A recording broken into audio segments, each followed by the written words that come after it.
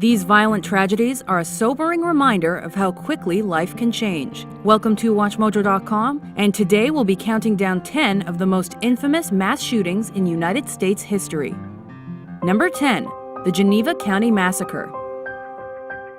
Michael Kenneth McClendon began his rampage by killing his mother and burning her home. He then murdered more family members and took off in his car, killing indiscriminately as he went.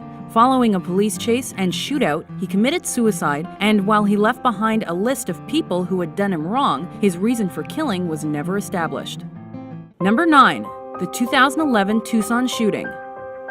U.S. Representative Gabrielle Giffords and some constituents were gathered in a grocery store parking lot when Jared Lee Loughner pulled out his gun. Among those killed were a federal judge, one of Giffords' employees, and a 9-year-old girl. Giffords herself was also shot at point-blank range, and while she was initially listed as critical, she pulled through and made a truly inspiring recovery.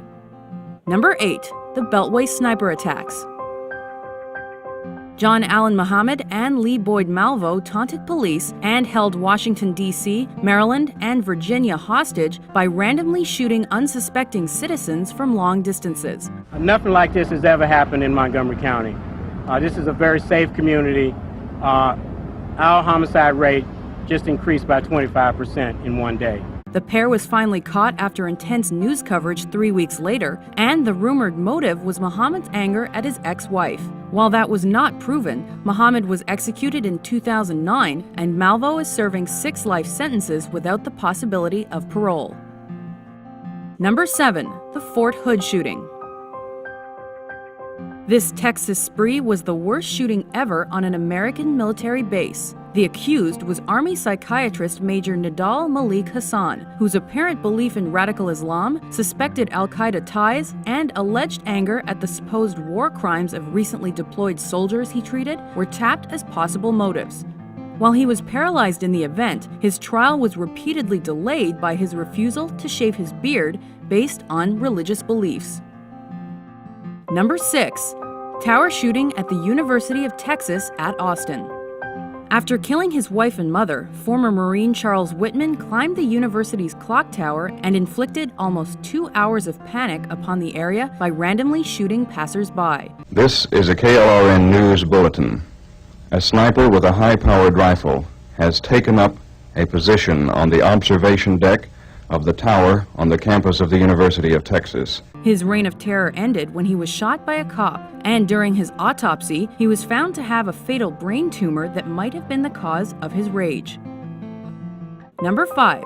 San Isidro McDonald's Massacre.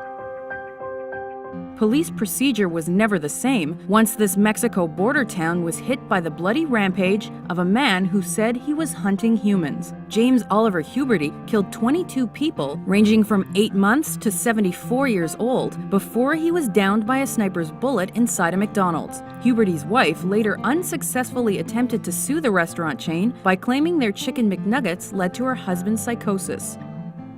Number 4. 2012 Aurora Shooting.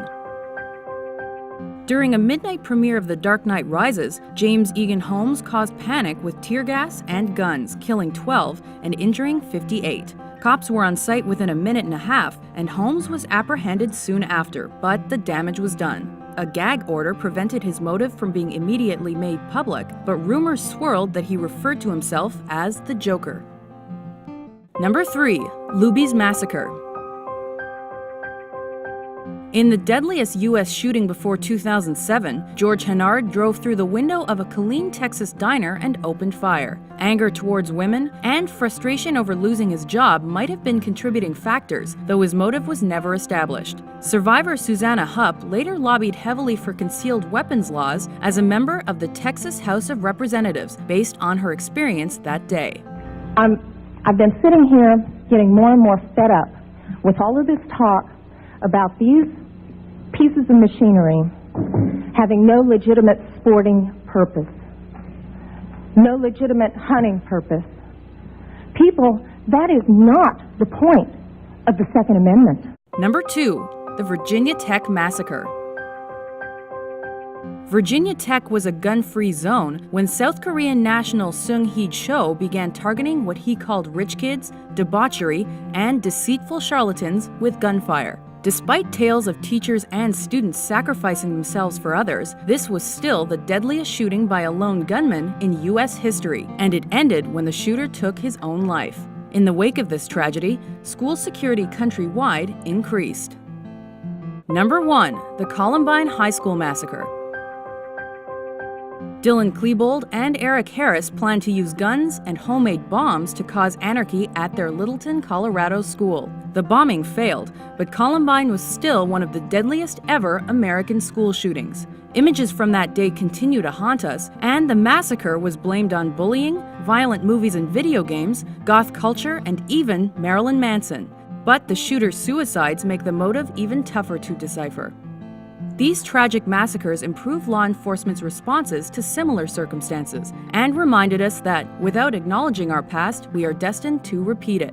Check out more historical top 10s by subscribing to WatchMojo.com. If you were to talk directly to the kids at Columbine or the people in that community, what would you say to them if they were here right now? I wouldn't say a single word to them. I would listen to what they have to say, and that's what no one did.